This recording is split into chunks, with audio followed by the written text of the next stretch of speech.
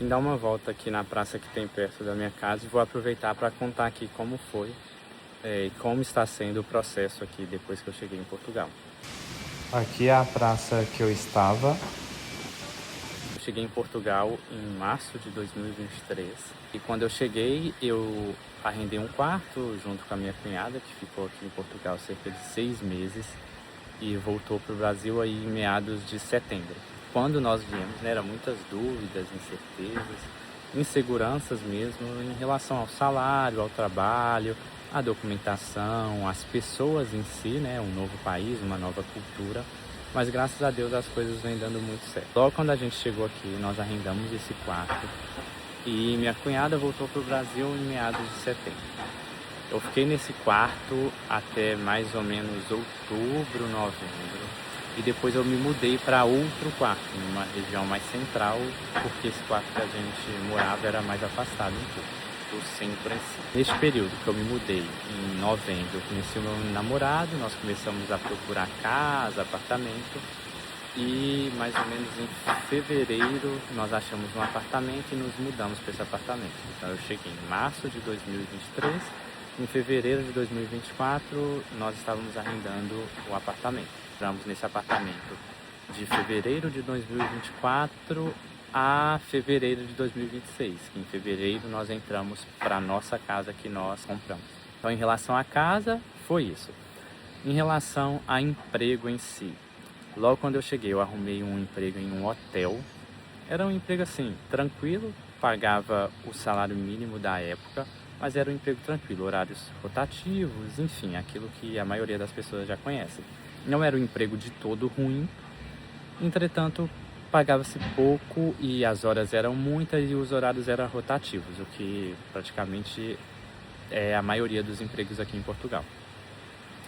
Eu fiquei mais ou menos 5 meses nesse emprego, eu cheguei aí em março. Eu acho que eu demorei quase 2 meses para conseguir um emprego por causa do NIS. O NIF saiu rápido, mas o NIS que demorou bastante a sair, foi naquele momento que estava atrasando tudo, demorando vários dias, enfim. Então por isso que eu demorei a conseguir emprego, porque todos os empregos exigiam aí o NIS. Fiquei nesse hotel cerca aí de 5 para 6 meses e saí deste emprego em outubro para um outro emprego. Este outro emprego eu achei no Facebook. No Brasil eu era enfermeiro, então eu entrei em grupos do gênero de cuidador de idosos, auxiliar de saúde, no Facebook. E um rapaz lá me indicou para essa vaga. Eu fui lá, fiz a entrevista, tudo direitinho, com a esposa do senhor, com o próprio senhor, me contrataram. Eu entrei lá em outubro de 2023 mesmo e fiquei lá 1 ano. E saí em outubro para novembro de 2024. Trabalhei cerca de novembro. Trabalhei em dezembro para janeiro na Mel. E depois disso fui para o emprego que eu estou hoje em dia. Eu sou efetivo e já estou encaminhando para 2 anos nessa empresa. Em relação a esse segundo emprego que eu tive, foi cuidando de setor. O salário era até legal, eu trabalhava de segunda a sexta-feira, 7 horas por dia, ganhava 1.200 euros. Entretanto, não tinha contrato de trabalho. Então, para imigrante, essa questão é muito complicado porque é o contrato de trabalho que faz a vida andar, os documentos saírem e tudo mais. Mas, enfim, foi onde eu consegui juntar dinheiro, conquistar algumas coisas, enfim. Em relação à documentação, logo quando eu cheguei eu fiz a manifestação de interesse, porque na época tinha aquela questão, né? Para fazer a manifestação de interesse precisa do NIS, para fazer o NIS precisa da manifestação de interesse. Enfim, foi aquela loucura. E dessas de procurar emprego, uma senhora que trabalhava em uma empresa de recrutamento, ela me orientou a abrir a manifestação de interesse sem enviar, somente abrir porque eu já teria o número. E foi com este número da manifestação de interesse que eu consegui adiantar o NIS, depois coloquei o NIS, contrato de trabalho, mandei a manifestação de interesse. E pronto, deu tudo certo. O meu título saiu no dia 5 de janeiro de 2024, meu título de residência. Esse processo sempre mandando e-mail, correndo atrás, implorando para a EMA liberar. Enfim, eu descobri que a Segurança Social tinha advogados Então eu entrei no site da Segurança Social, solicitei um advogado, tudo bonitinho. Consegui um advogado que entrou com uma ação judicial para mim, não paguei nada e consegui. E eu tenho quase certeza não, praticamente certeza que o meu título só saiu por causa dessa ação judicial. Se vocês quiserem também, vocês podem falar que eu faço um outro vídeo depois explicando como foi esse processo aí de conseguir o advogado através da Segurança Social. Chegou minha residência em janeiro, eu estava olhando com uma faculdade para mim tentar revalidar o meu diploma nessa época. E aí muitas falavam que eu tinha que voltar a estudar, enfim, já adiantando aqui, realmente eu terei que voltar a estudar, só que eu adiei um pouco mais por causa da situação que a vida está hoje em dia. Mas eu estava aí olhando com uma faculdade para revalidar o meu diploma. Em março, eu acho que foi março mesmo, eu dei entrada no Estatuto de Igualdade de Direitos e Deveres porque eu queria pagar menos na propina da faculdade. Eu mandei e-mail, né, pedindo, solicitando aí com urgência a avaliação deles. Agora eu não me recordo, mas eu acho que eles me pediram para enviar para a AIMA, porque é a AIMA que poderia pedir urgência no processo.